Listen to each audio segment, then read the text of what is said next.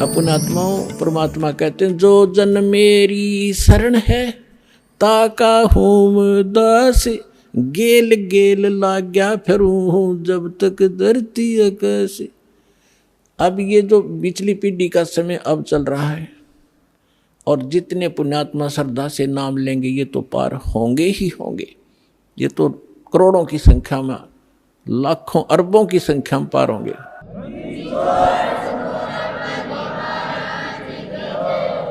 लेकिन इस भक्ति युग के अंत में कुछ ऐसे काल के दूत आएंगे, धीरे धीरे भ्रमित करना शुरू करेंगे तो अपने आप ऑटोमेटिकली है वो तो होगा ही होगा। उस समय कुछ भक्त रह जाएंगे, वो पार ना हो पाएंगे।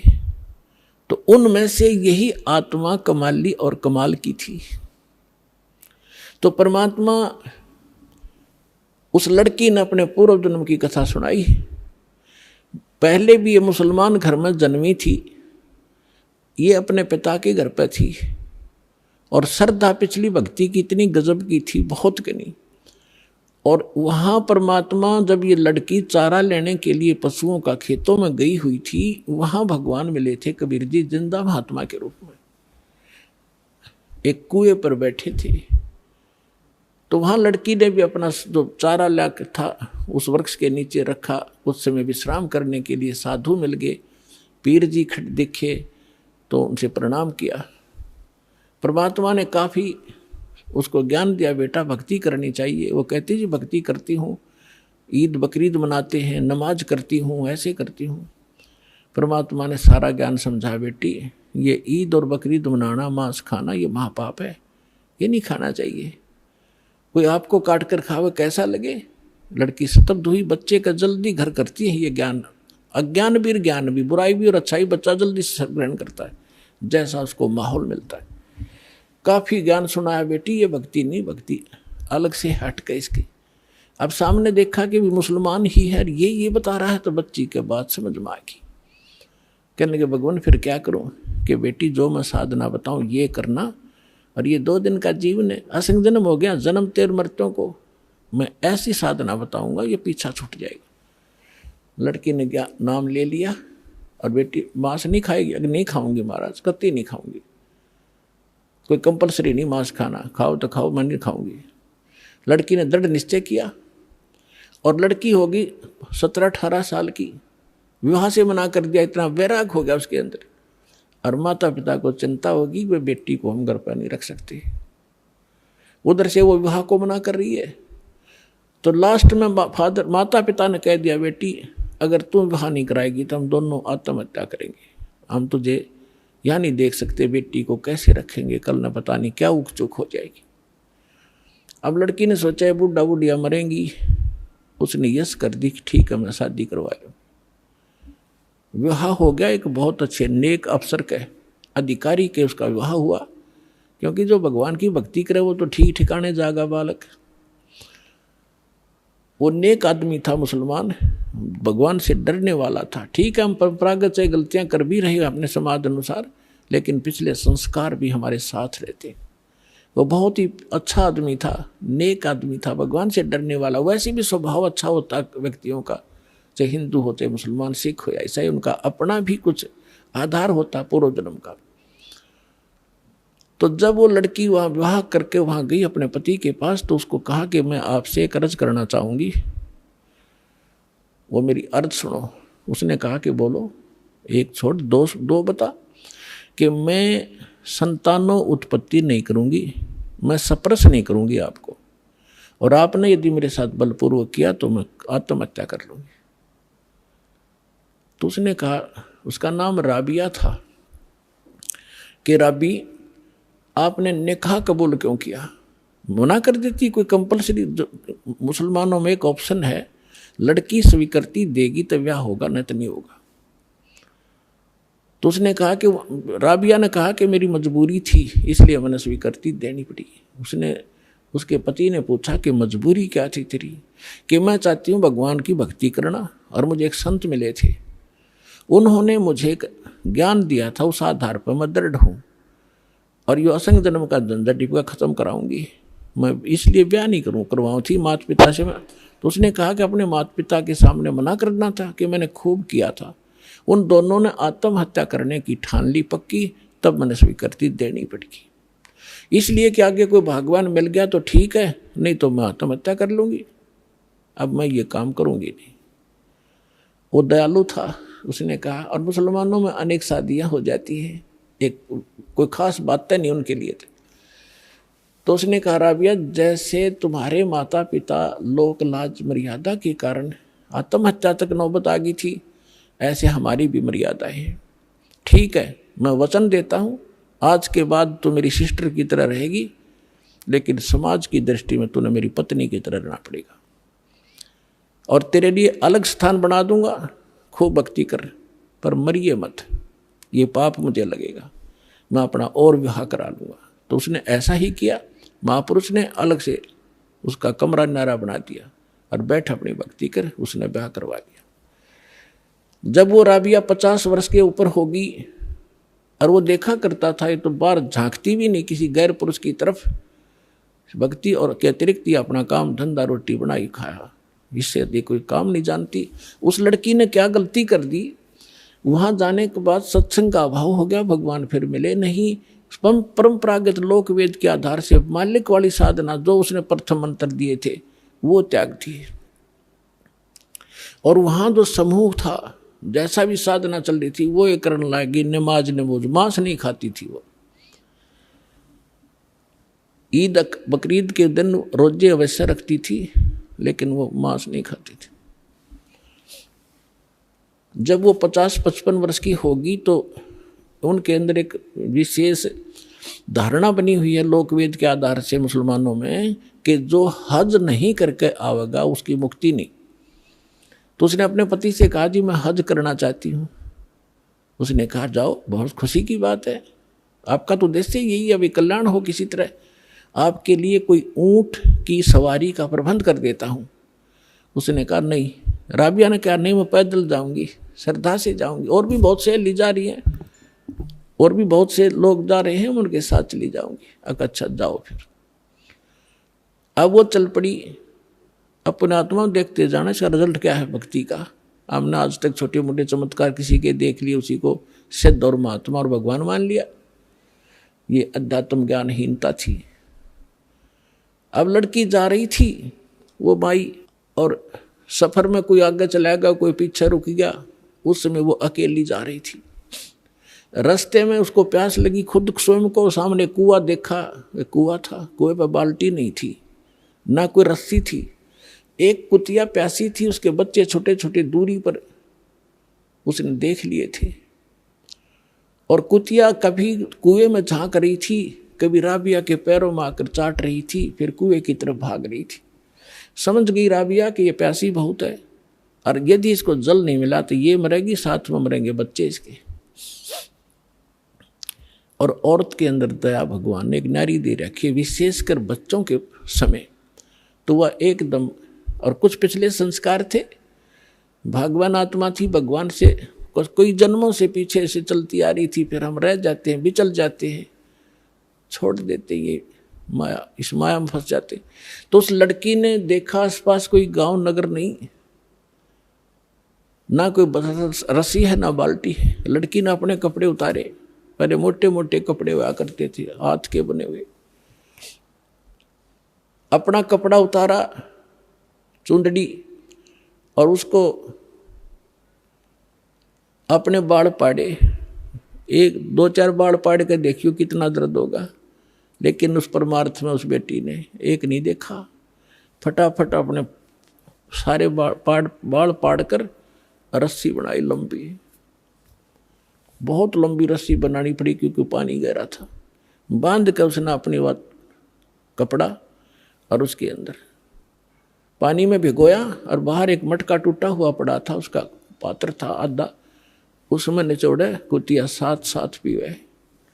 वह कुतिया छका दी, अपने बाड़ बूढ़ खून खान निकला था उसको पूछ पाछ के, और चालन की तैयारी करी थी।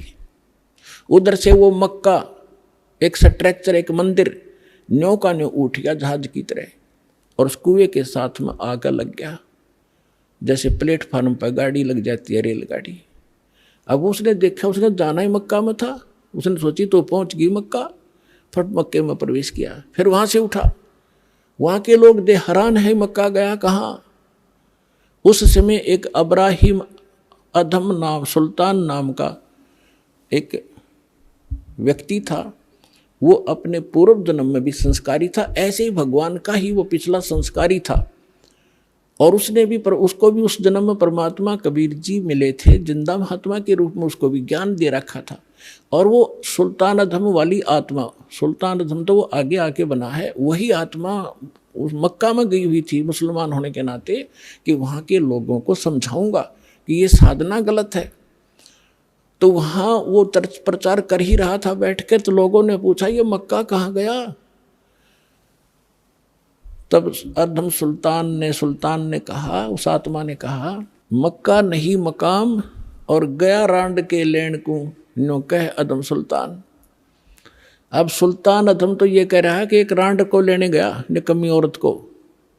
अब आम आदमी के गले कैसे उतरे कि निकम्मी आदमी औरत को के लिए मक्का चला गया। लेकिन वो किस दृष्टिकोण से कह रहा था, कहते सुल्तान अधम मक्के गया, मक्का नहीं मुकाम, गया रांड के लेन कुनू कहे अदम सुल्तान। वो कहने लगे कि आप क्या बात है, कैसे किसको लेने का, इतने मक्का वापस आ गया। उसमें वापस आया तो वो लड़की जिसके सिर पर बाल नहीं, सारी कहानी उसने बताई। और देखने वाले भी आसपास निकट इकट्ठे हो गए थे, कैसे हो गया। वो भी मक्के में चढ़ लिए साथ में। तो आकर जब उसने पूछा कि क्या कारण हुआ, उन्होंने सब ने मिलकर बताया कि ऐसे ऐसे इसने एक कुतिया और उसके बच्चों की जान बचाई, बाढ़ पाड़ कर रस्सी बांट के पानी पिया। और ये उद्देश्य लेकर यहाँ आ ही रही थी, तो भगवान ने इसके लिए मक्का ही भेज दिया। तो इतनी प्रशंसा की पात्र बन गई पूरे मुसलमान धर्म में कि भक्ति हो तो राबी जैसी, भक्ति हो तो राबी जैसी, जिसके लिए मक्का भी उठकर चला गया।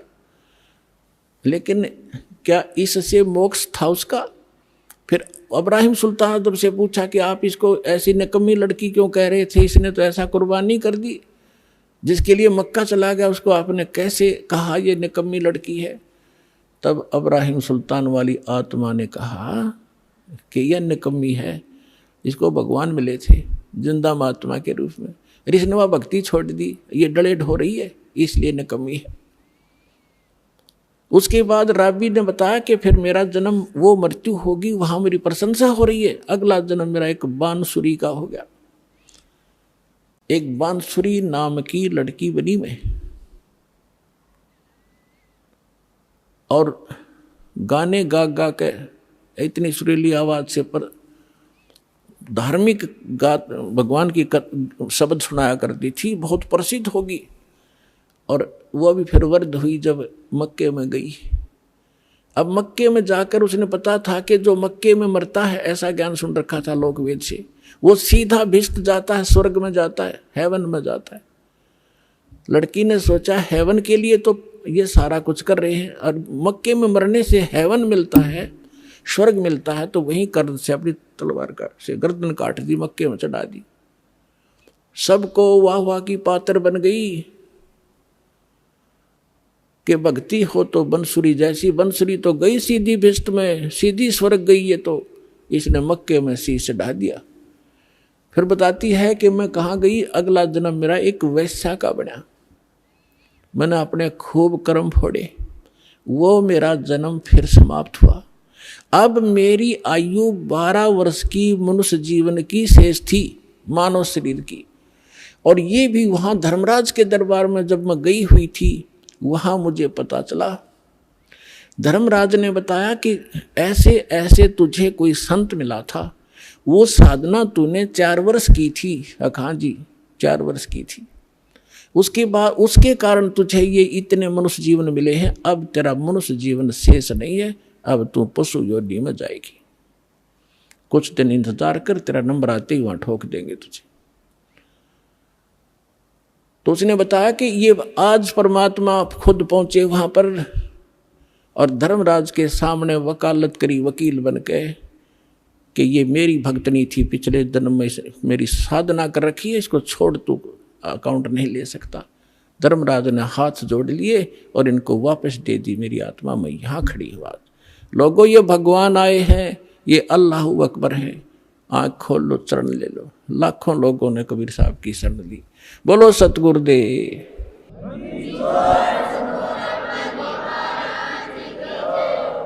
उस लड़की ने कहा मैं आज से अपने पिता के साथ रहूंगी, मेरा जीवन शेष नहीं था। आज इस दाता ने मेरे को मनुष्य जीवन अपनी शक्ति से एक्सटेंड किया है। समर्थ का शरणाग हो रंग होरी हो, भाई कदे न हो काज राम रंग होरी हो। ऋग्वेद मंडल नंबर 10 सूक्त 161 मंत्र 2 कबीर साहब के ऊपर खरा उतरता है। तो who is God? Kabir is God. और कितनी कथा सुनाऊं आपको इस समर्थ भगवान की। और कृष्ण जी की हम एक कथा गाया करते थे, उसने सुन सुन के भगवान मान लिया। तो कबीर साहब समझाया करते थे, कबीर साहब कहा करते थे, बंधन काटे विपत में, कठिन कियो संग्राम, चिन्नो रे नर प्राणिया, वो गरुड़ बड़ो के राम। परमात्मा समझाया करते थे उस समय कि तुम श्री राम को भगवान बताते हो, और जो तुम्हारी कथा में है रामायण में कि श्री रामचंद्र जी को, रामचंद्र जी के ऊपर पूरी सेना के ऊपर नाग फांस का एक हथियार छोड़ दिया था। सारी की सारी सेना नाग फांस में आ गई थी, यानी इतने सर्प हो गए थे, सभी सेना को ऐसे हाथों से और चारों तरफ लपेट के बांध दिया था, इंक्लूडिंग लक्ष्मण एंड श्री राम। और ऐसे खड़े थे, ऐसा है हुए सारे, जैसे ईंख बांध दिया करें। और सारी सेना खड़ी खड़ी देखा कि काटेंगे ये सारे राक्षस हमें। तब न्यू कहे हैं कि गरुड़ से पुकार करी गई। गरुड़ वो पक्षी जो श्री रामचंद्र विष्णु जी का वाहन बताते हैं। गरुड़ आए, गरुड़ ने फिर उनके नाग काटे, सारे नाग मार दिए। जब भगवान श्री राम बंधन मुक्त हुए, परमात्मा कहे फिर बंदी छोड़ कौन होया? गरुड़ हो गया, तेरे राम का भी बंदी छोड़। काटे बंधन विपत में, वो कठिन कियो संग्राम, चिन्नो रे नर प्राणिया, ये गरुड़ बड़ो के राम। एक गोवर्धन पर्वत को उठा लिया श्री कृष्ण जी ने, तुमने भगवान मान लिया। गोवर्धन श्री कृष्ण धारो, द्रोणगिरी हनुमंते, शेष नाग सब सृष्टि उठारा, इनमें कौन भगवंते। क्या एक पहाड़ को उठाने मात्र से भगवान की संज्ञा में ले लिया, समर्थ मान लिया तुमने? तो तुम्हारी कथा तुम लोकवेद सुनाते रहते हो कि शेष नाग ने सारे ब्रह्मांडों को सिर पर रख रखा है। फिर और हनुमान जी ने द्रोणागिरी उठा लिया था, इनमें कौन सा भगवान? ये भगवान की पहचान नहीं, जो तुमने पैमाना ला रखा है, ये भगवान मापन का नहीं है। फिर कहते हैं लंका पाठ, समुद्र पाठ, लंका गयो यो सीता को भरतार, अगस्त ऋषि ने ये सातों पी लिए, इनमें कौन करतार।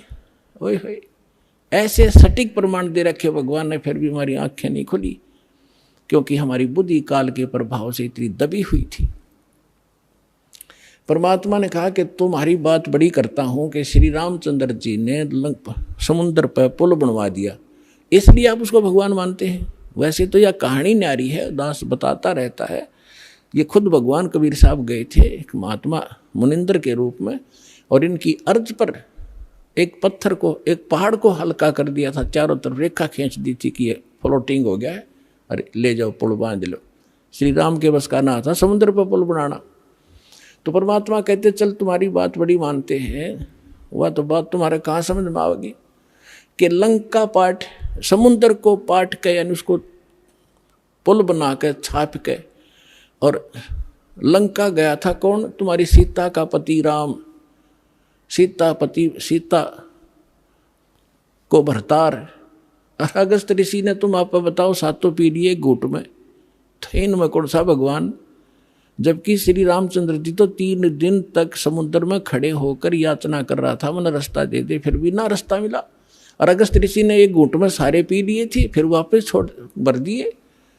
अगर ये इस तरह के अटपट से तुम भगवान को सिद्ध करना चाहते हो तो यूं भी सिद्ध ना होता तुम्हारा। तो पुण्यात्माओं, सौभाग्य आपका, आपको ये तत्व ज्ञान प्राप्त हो रहा है। इसको तत्व ज्ञान कहते हैं। तो निष्कर्ष निकालना जाओ सारी कथाओं का। ये जड़ी बूटी तो सबने पता था, या तुलसा है या फलानी है या है, तो उनकी जड़ी उसका जो औषधि बना वो है वैद्य। तो ये दास है इस अध्यात्म मार्ग का वैद्य, और जड़ी बनाकर भगवान डर गए थे सतनाम और सार नाम की, जो आज दास के समझ में आ गई। और उसका परिणाम आप देख रहे हो। लाखों लोगों का रोग नाश हो गया, घर में वृद्धि होने लगी, सन्नी संतान को संतान मिल रहा है, निरोग हो रहा है। और फिर ज्ञान ऐसा प्रबल आत्मा को गदगद कर देता है। अपने आत्मा धर्मदास जी को परमात्मा ने तो थोड़े उदाहरण दिए थे दास ने, क्योंकि वो तो भगवान थे, अपने बारे में कहे तो ना समझ में आओ। इसीलिए एक गुरु की, एक दास की आवश्यकता होती है जो आत्मा और परमात्मा का मिलन करवावे। तो ये दास है इस विश्व में परमात्मा से मिलाने वाला, सच्चा ज्ञान बताने वाला और काल के बंध से छुड़वाने वाला।